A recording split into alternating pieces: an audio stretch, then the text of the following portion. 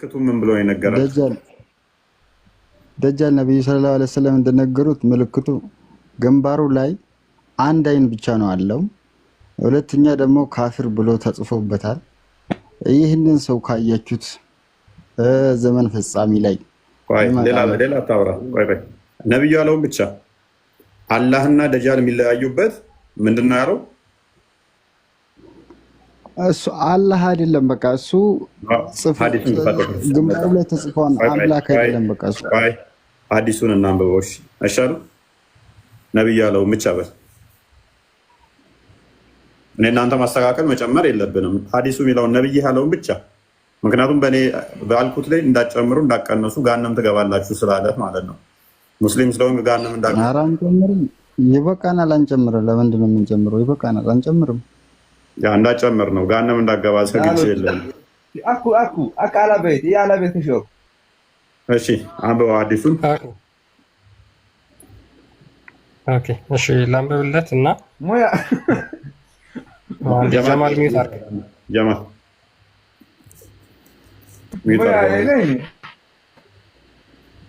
ሚዩት። እሺ፣ ሳይ ሙስሊም 2933 ላይ ምን ይላል? አናስ ቢን ማሊክ ሪፖርትድ ዛት አላህስ ሜሴንጀር አሴይንግ፣ አናስ ቢን ማሊክ እንደተረከው ሙሐመድ እንደተናገረው ማለት ነው። ዜር ኢዝ ኔቨር ኤ ፕሮፌት ሁ ሃዝ ናት ዋርንድ ዘ ኡማ ኦፍ ዘ ዋን አይድ ላየር ይላል።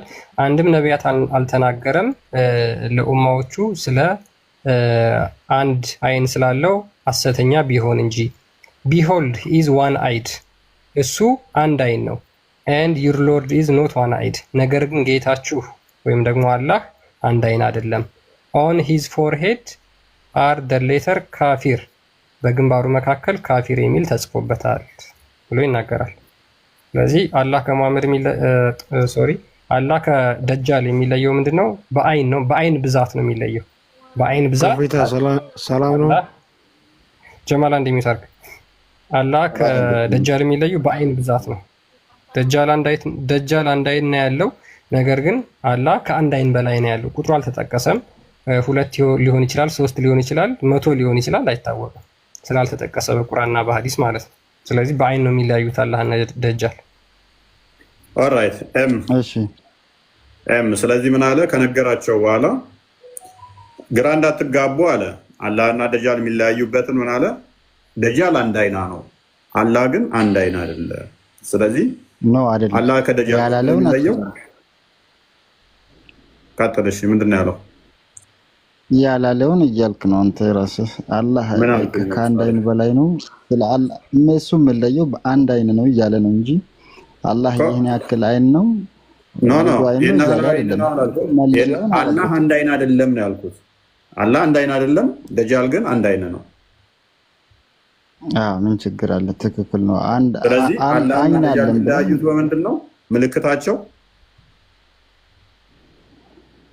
ምልክታቸው ሲጀምር ግንባሩ ላይ ካፍር አላለም እንደ በመካከል ግንባሩ እሱ ሌላኛው ሁለተኛው ነው የሚለዩበት ነው።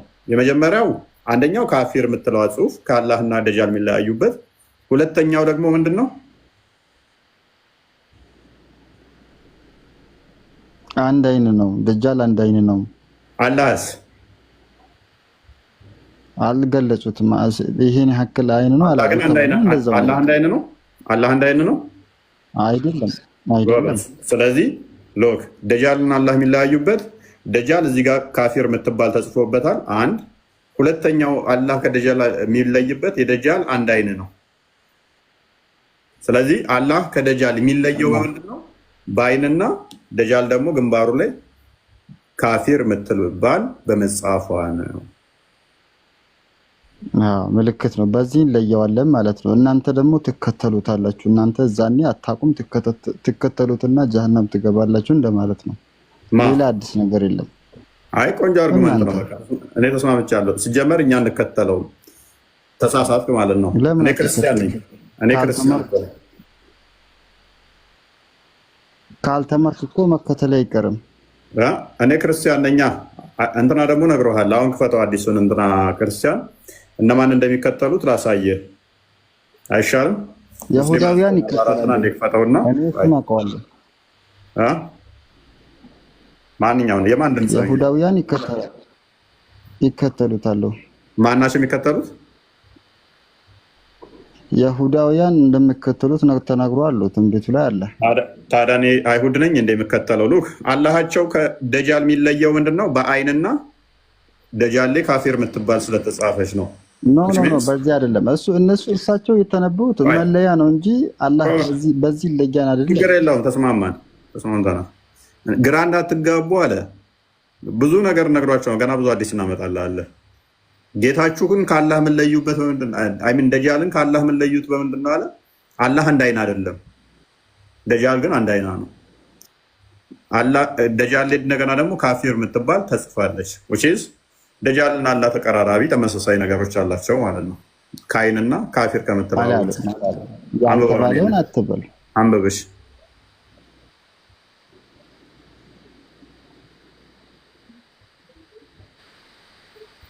አንብበው።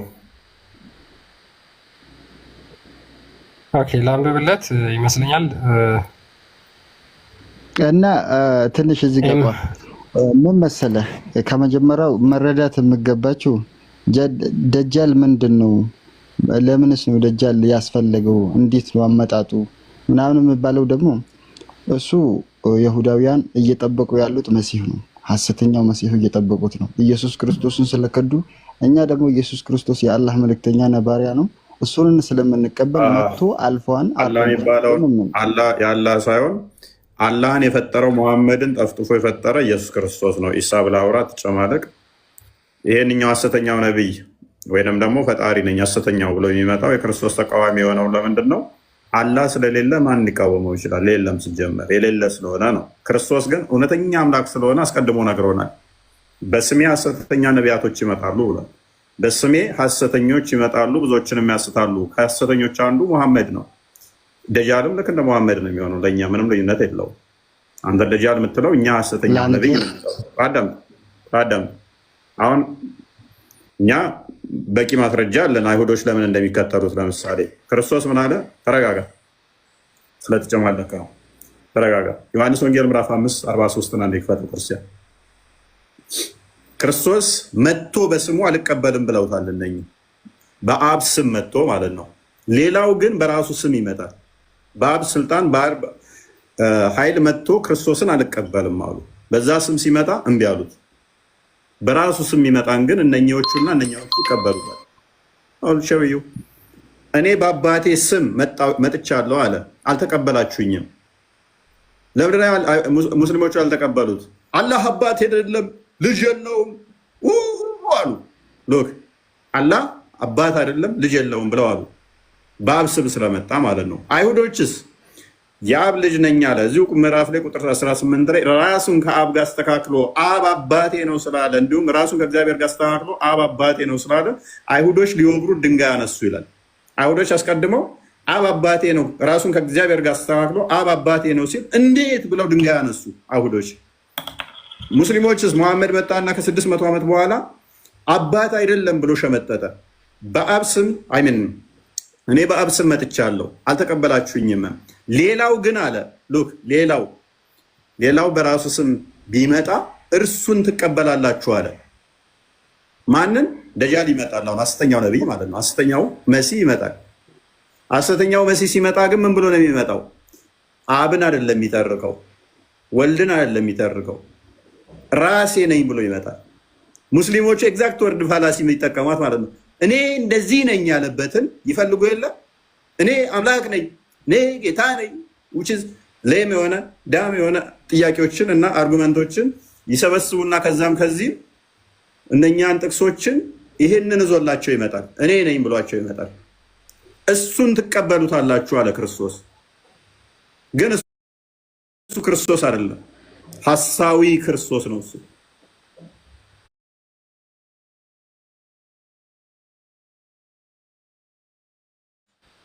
አይሁዶቹ እንዴት የአብ ልጅ ነኝ ይላል ራሱን ከአብ ጋር አስተካክሎ ብለው ድንጋይ አነሱበት ሊወግሩት።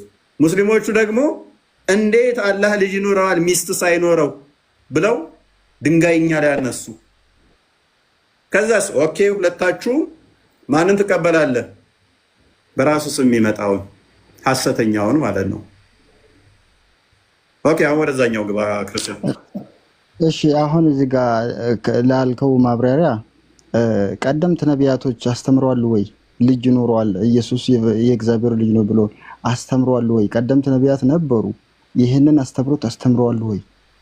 በሚገባ አንድ ወይ አንድ ነቢይ እግዚአብሔር ልጅ የለውም፣ አልወለደም፣ አይወልድም፣ ሚስት አስፈልገዋል ለመውለድ ያለ አንድ የለም። በታሪክ ውስጥ አንድ የለም። ሙሐመድ ከ600 ዓመት በኋላ ሐዋርያትም ካለፉ ከ600 ዓመት በኋላ መጣና ሚስት ሳይኖረው እንዴት ነው እሱ ልጅ የሚኖረው? አንድ ኢሳያስ 6:9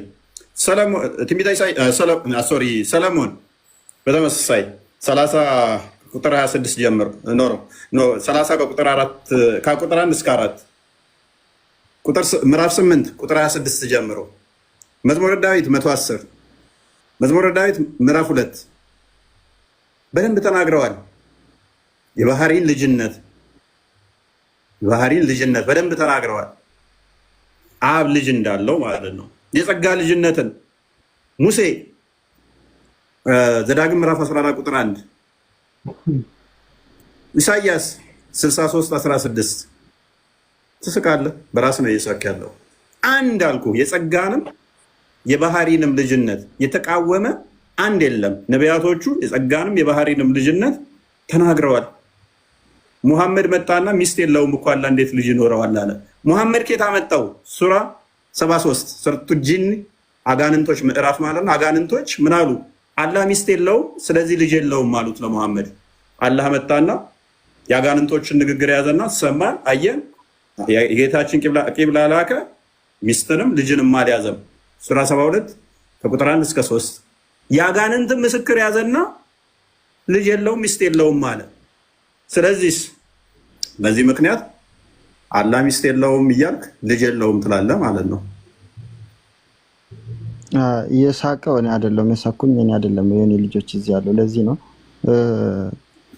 አሁን ልጅ አለው ያልከው በየት ላይ ነው ነቢያቶች አላህ ወይም ደግሞ እግዚአብሔር ልጅ አለው ብሎ የተናገሩት? እስቲ ጥቅሱን አውጣና እያሳየኝ። ኦልራይት ያኔ አንተ ኦኬ ቶፒካችን አስወጥቶናል።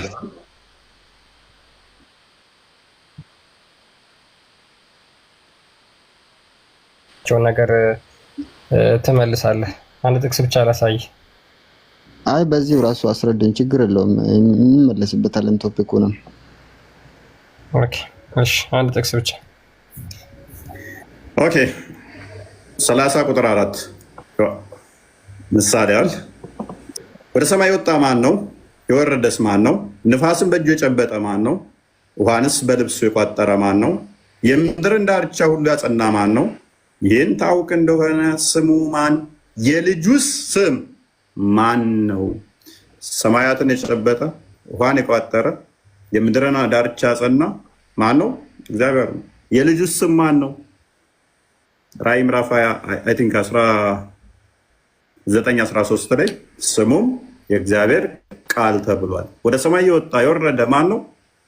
ዮሐንስ ወንጌል ምዕራፍ 3 ቁጥር 16 ላይ ወደ ሰማይ ከወጣው የወረደ ከሱ ራሱ የሰው ልጅ እንደሆነ ክርስቶስ ይነግረናል ማለት ነው። አንድ ድገመውና እንጨርስ።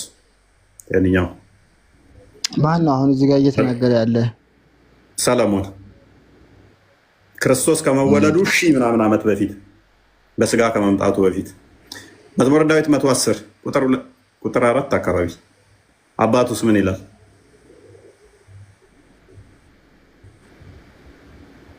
አንተ ከአንተ ጋር ቀድመ በኃይል ቀን በቅዱሳን ብርሃን ከአጥቢያ ኮከብ አስቀድሞ ከሆድ ወለደው እንደ መልከ ጼዴቅ እያለ ይቀጥላል። ከአጥቢያ ኮከብ አስቀድሞ ከሆድ ማን? ቃል ተወልዷል። ውሽት አጥቢያ ኮከብ ማለት መላእክት ሳይፈጠሩ ሰማያት ሳይዘረጉ ምንም ሳይፈጠር ወልድ ከአብ የተወለደ ዘላለማዊ ልጁ ነው። ኤኒዌይስ ያው ትእዛዙን እናገራለሁ። እግዚአብሔር አለ አንተ ልጄ ነህ። ኤኒዌይስ መልሰው ወደ ቶፒኩ። ስለዚህ አንድ ነቢይ ያልከን መዓት መስጠት እንችላለን። አንድ ነቢይ ሚስት ሳይኖረው እግዚአብሔር ልጅ አይኖረውም ያለ አንድ ነቢይ ታመጣለን አትችልም። ግን ከማን ታመጣለን አለ? አጋንንቶች ለመሐመድ የነገሩትን ጥቅስ ዘ አላህ ልጅ የለውም ማለት ትችላለህ። እኛ ደግሞ አጋንንት ምስክር ዮሐንስ ወንጌል ምዕራፍ 8 ቁጥር 44 ላይ ሐሰተኛ የሐሰት አባት ነው ዲያብሎስ፣ እርሱ ከመጀመሪያው ሐሰትን ሲናገር ከራሱ ይናገራል፣ በእውነት አልቆመም፣ የሐሰት አባት ነውና ነፍሰ ገዳይ ነው ብሎናል ክርስቶስ። ስለዚህ የአጋንንትን ንግግር እኛ ግን አንቀበልም። ኤኒዌይስ ወደ ቶፒኩ ማለት ነው። እሺ በአንተው ራሱ ብንሄድ አሁን እፎይ በአንተው ራሱ ብንሄድ አለ ብለን ብናምነው እንኳን አሁን ደጃል ምንድን ነው? ደጃል ምንድን ነው? እስኪ ስለ ደጃል ንገረን። እሺ ቆይ እሱን ቅድምም እያወራንበት ነበር፣ እንመለስበታለን። ያስረዳኝና ጥያቄ መለስልህ። አሁን ስለ ደጃል ንገረን እስኪ። ደጃል ምንድን ነው? የት ነው ያለው አሁን? እሺ ቆይ ክርስቲያን እንመለስበታለን። ይሄኛውን አልገባኝም፣ እያስረዳኝና በደንብ ገብቷል። ቶፒኩ ላይ አልገባኝም። ያልገባኝን እንዴት ያኔ በደንብ አስረዳኝና ምኑን ያልገባ እና አሁን አንተ ልጅ መሆኑን ወይም ደግሞ ልጅ እግዚአብሔር ልጅ መኖሩን የእግዚአብሔር ልጅ መሆኑን ኢየሱስ ክርስቶስ የእግዚአብሔር ልጅ መሆኑን ካስረዳኝ በኋላ እና ታዲያ እኔ በአባቱ ነው በልጁ ነው የማምነው ለምን ብሎ አሁን የማይቀበለው አይምሮ የማይቀበለው በማን ነው የማምነው ነው? ታንክ ዩ። አይምሮህ እንዳትቀበል ማን ነው? ይሄን መስፈርት ማን ነው የሰጠ? ጋኔኖች ነች የሰጡ ወይንስ እግዚአብሔር ነው የሰጠ? ኖ አይደለም። ኢየሱስን ባልቀበለው ይሄንን አይምሮህ እንዳይቀበል ጋኔኖች የሰጡህን መስፈርት ዘህ ወይንስ እግዚአብሔር የሰጠህን መስፈርት ዘህ? እግዚአብሔር የሰጠህን ከሆነ ነቢያቶች የነገሩን አለ ልጁ ነው ብለው ልጁ ነው ብለው። ስለዚህ አይምሮህ እንዳይቀበል ይህን ኮምፕሬንድ ማድረግ ያልቻለው የጋኔኖቹ መስፈርት ዘህ ወይንስ የነቢያቶቹ? እኔ የነቢያቶቹን መስፈርት ይዤ ነው የሚሄደው የሚጓዘው። ቴንክ ዩ። የነቢያቶቹ መስፈርት ከያዝክ እኛ ባሳየነ መሰረት ተጎን የተቀመጥና ፍሬንድሊ እንድናወራ ነው። ሙሴ ለምሳሌ ፍሬንድሊ እንድናወራ ነው። አዳምጥ። የነቢያቶቹ መስፈርት ይዤ አይምሮ ሊቀበለው አልቻለም ብሏል። ንጽጽር አቆማለሁ። ሶሪ እላችኋለሁ። የነቢያቶቹ መስፈርት ዘ ከሆነ አይምሮ ፈጣሪ የአብ ልጅ ወልድ መባሉን አልቀበል ያለ የነቢያቱን አስተምሮ ዘ ከሆነ አሁን ጠይቃለሁ፣ ማስረጃ ታመጣለህ ማለት ነው። እኔ ግን እልሃለሁ ይሄንን መስፈርት አይምሮህ እንዳይቀበል ያደረገው የነቢያቱን አስተምሮ መስፈርት ዘ ሳይሆን የጋኔኖችን መስፈርት ነው። ምክንያቱም አላህ ልጅ እንዲኖረው ሚስት ያስፈልገዋል ያሉት ጋኔኖች ስለሆኑ አሁን ከፈለክ ከሙሴ ከፈለክ ከኢሳያስ ከፈለክ ከሰለሞን ከፈለክ ከዳዊት ከፈለከው ፈጣሪ ሚስት ሳይኖረው ልጅ አይኖረውም ያለ አንድ ነብይ ስጠል። ስለ ልጅ አይደለም አሁን ምን መሰለህ፣ ስለ አንድ አምላክ ለምሳሌ አዳምጥ። ልጅ የለውም እንድትል መስፈርትን ያስቀመጥከው ልጅ የለውም እንድትል ያደረገ መስፈርቱ የጋኔኖች ነው ወይንስ የነቢያቱ ብዬ የነቢያቱ ብለህኛል። እኔ ቁርአንህ ላይ ያሳያለሁ ሱራ 72 ቁጥር 1-3 አውጣልኝ ክርስቲያን። ይሄን መስፈርት የቀዳኸው ከነቢያቱ አስተምሮ ሳይሆን ከጋኔኖች ነው ይያለው። ስለዚህ ከነቢያቶቹ ከሆነ ነቢያቶቹ አምላካችን ልጅ የለውም ያሉበትን አንድ ጥቅስ አምጣልኝ። ከነቢያቶች ነው ማለት ለምሳሌ ከነቢያቶች ነው ሊል የቻልኩኝ መሰለህ። ነቢያቶች እንዳለ አንድ አምላክ ነው ያስተማሩ። እኛም አንድ አምላክ ነው የምናምነው። ተረት ያልተጠየቀውን አታውራ። እኛ ሺህ አምላኮች አሉ ብለን አላመንም። አንድ አምላክ ነው የምናመልከው። ስለዚህ አንድ አምላክ አዳምጥ። ጥሩ ጸባይ ያለው ለመረዳት ይመስለኛል። ለመረዳት ነው አይደለ? አርሽ እንዳልሆነብህ ነው። በደንብ ለመረዳት ነው። እኔ ለእንትን አይደለም ለመረዳት ነው። አስረዱኝ ብቻ። ታማኝ ነህ? እርግጠኛ ነህ? ኦኬ ሰው ለመረዳት ከሆነ ሎክ እኛ አምላካችን አንድ ነው ብለን ነው ምናምን። የሆነ ቪዲዮ እንደውም ቆርጠው እያየው ነበረ። እኛ አንድ አምላክ ነው ያለን፣ ነገር ግን አንዱ አምላክ በሶስት አካል የተገለጠ ብለን ነው ምናምን። በአካል ደረጃ ሶስት አካል፣ አንድ አምላክ፣ አንድ ፈጣሪ ያለ፣ ሶስት አካል አለ። አካል አምላክ አላ ቃል አለው ብለህ ታምናለህ? የምታመልከው አንተ? ቃል አለው። በቃ ጎበዝ፣ ጨረስን። እኔ እናንተ አሁን ተስማማን። ቁርአን ያላ ቃል ነው ብለህ ታምናለህ? በጣም ያላ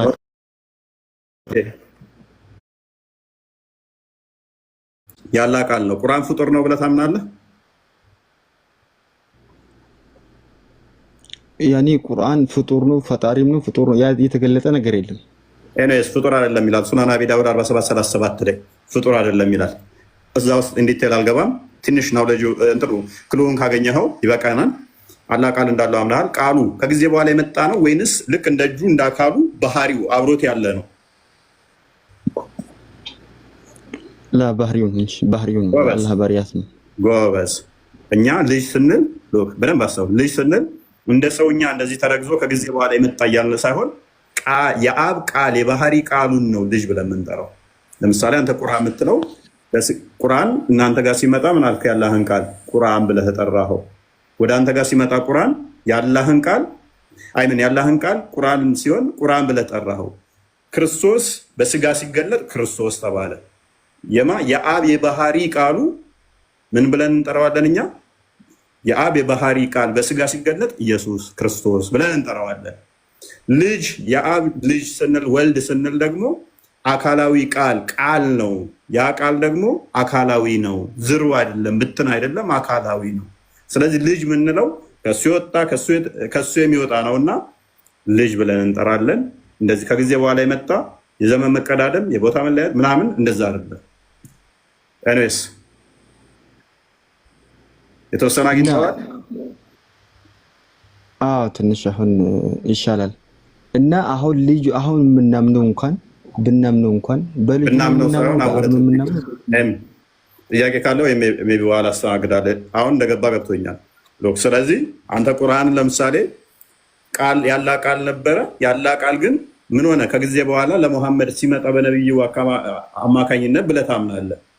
እሱ ወረቀት ላይ ሰፍሮ ያ ቁርአን ብለህ ትቀረዋለህ። ያ ደግሞ ያላ ቃል ነው ብለህ ታምናለህ። ያ ወረቀቱ ሜይ ቢ ከጊዜ በኋላ ነው የተጻፈው፣ በጊዜ በኋላ ነው። ነገር ግን ያላህን ቃል ይዟልና ፍጡርም አይደለም፣ ፍጡር አትለው። ያላህን ቃል ዘላለማዊ ስለሆነ እኛ ደግሞ የአካላዊ ቃል ኖሮ ሁሉም ፈጥሮ ሁሉን አስገኝቶ በስጋ ተገለጠ። ያ በስጋ የተገለጠው ማን ነው ብለን እንጠራዋለን?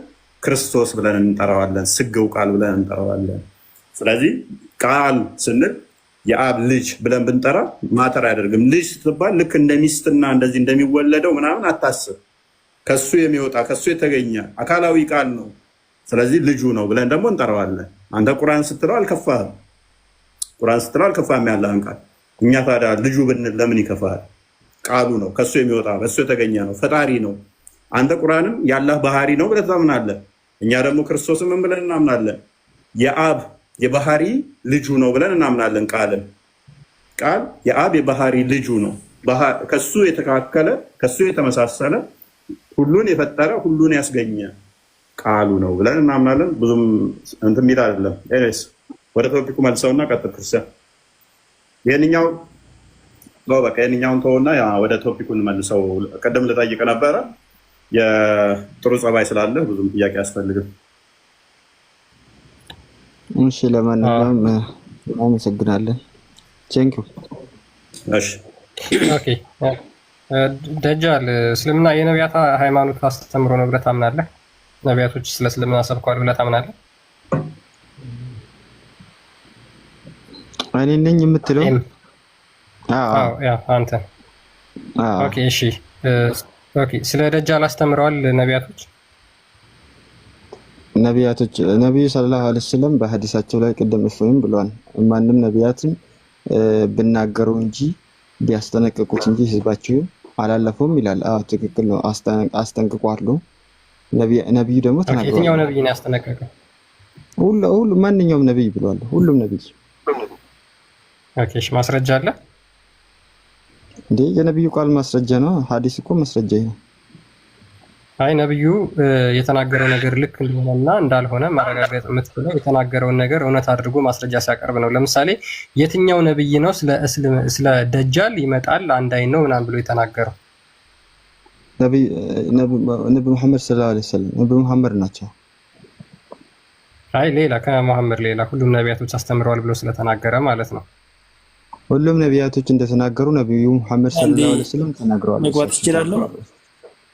ምን መሰረት አድርጎ ነው መሐመድ የተናገረው? ከየት አምጥቶ ነው የተናገረው? ለምሳሌ ነቢያቶቹ ለምሳሌ በእስልምና 124,000 ነቢያትና መልእክተኞች አሉ ተብሎ ይታሰባል። እና ከ124 ሺህ ውስጥ ከሙሐመድ ውጪ ማለትም ከ123999 ስለ ደጃል አንድ የተናገረ ነብይ አለ? ሁሉም ተናግሯሉ። እሳቸው ብለዋል። የእሳቸውን ቃል እስከማምን ድረስ እኮ የእሳቸውን ቃል እስከማምን ድረስ መቀበል ግዴታ እስከሆነ ድረስ ተናግሯሉ ብለዋል። ተናግሯሉ።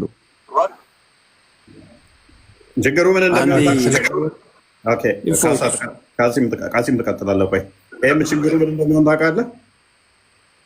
ስለዚህ እንትንህ ምን ይሆናል ማለት ነው? ሁሉም ተናግረዋል ትላለህ። አንድ ማስረጃ ግን ሊመጣ አይችልም።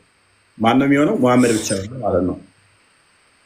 ሁሉም ተናግረዋል ብሎኛል፣ በቃ እሱን ብቻ አምናለሁ የሚለው ይሆናል። ለምሳሌ አንድ ሰው ሰንበዲ ተነስቶ አሁን ደምሳሽ እንደሚለው አሁን ማለት ነው ሁሉም ነቢያቶች መሐመድንም ጨምሮ ስለ እኔ ትንቢት ተናግረዋል ይላል። ማስረጃ ስትለው ግን አመጣም። ደምሳሽን አወቀው ፍቅር ሲዝም የጻፈው ሃይማኖት የመሰርቻለሁ የሚለው መጽሐፉ ላይ ግን ሁሉም መሐመድም ኢሳም ስለ እኔ ትንቢት ተናግረዋል፣ ሌሎቹም ስለ እኔ ተናግረዋል ይላል። አሁን ይህን ሰውዬ ቻሌንጅ የምታደርገው ምንድነው? ቦታ አለ መጽሐፍቶቻቸው ላይ አምጣ ስትለው ነው። መጽሐፍቶቹ ላይ ማምጣት ካልቻለ በቃ አይ በአንተ ሎጂክ በአንተ ፐርሚስ ከሆነ አይ እኔ ነብዬ መሐመድ ብሏል፣ ስለዚህ እሱ ባለ መሰረት ትክክል ነው፣ ሁሉም ተናግረዋል ካል የደምሳሽ ተከታዮች እነሱና ከጊዜ በኋላ ምን ይላሉ?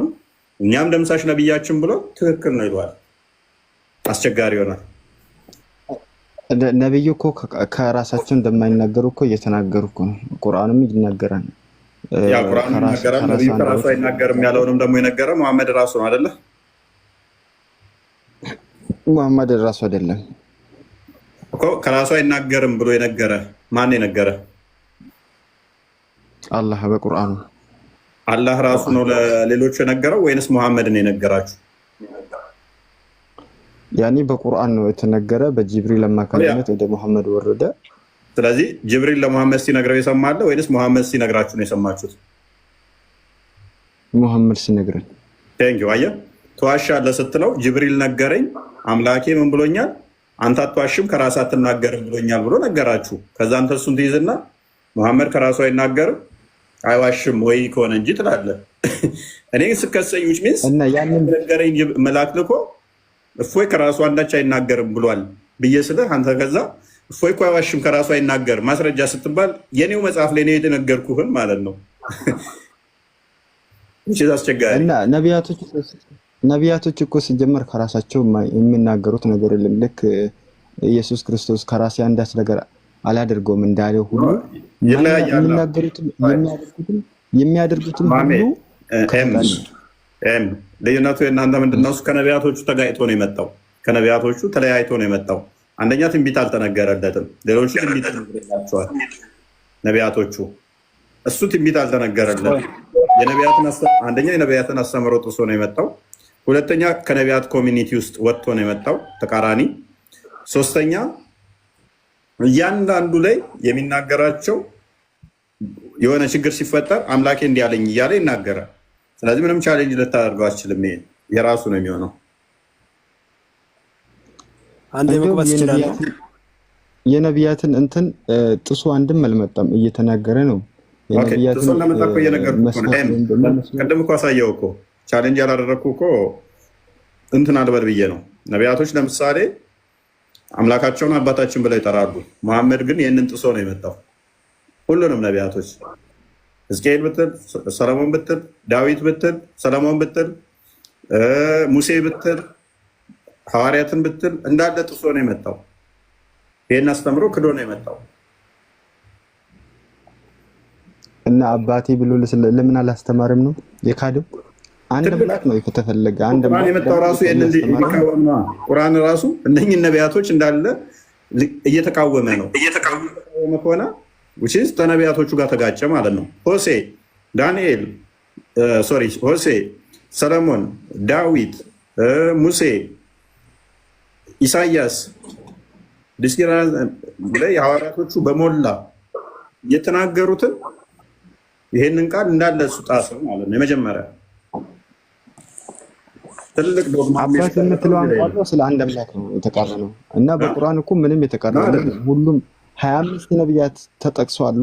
ከ25ቱ ጋር የሚቃረን አስተምሮታቸው የሚቃረን አንድም የለም። እንደውም በየነገርኩ እኮ ነው። አንተ እኮ ነው አይቃረንም እያልከኝ እኮ ነው ፊት እኮ አቅርቤልህ እኮ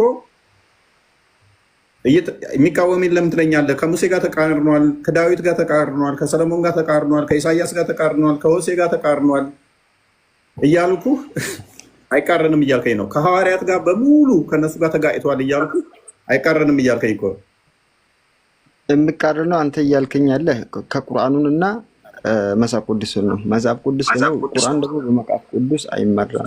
ቁርአን በቁርአን ነው እንጂ በመጽሐፍ ቅዱስ አይደለም። ከቁርአን ውስጥ አንድም ነቢያት አልተጋጨም። ስለ አንድ አምላክ ብቻ ነው ያስተማሩት ሁላቸውም። መልካም እሺ፣ በቃ ያው ሙሳን እስኪ ክፈትና ሙሳ አምላካችን ሚስት ሳይኖረው ልጅ የለውም ያለበትን ቦታ አሳየኝ እስኪ፣ እንደዛ ብሎ ያስተማረበትን። እንዴ ይሄ እኮ ምንም አይደለም። አምላካችን ልጅ ነብዩም እኮ አላሉም። ሲጀመር ይሄንን ነገር አላሉም።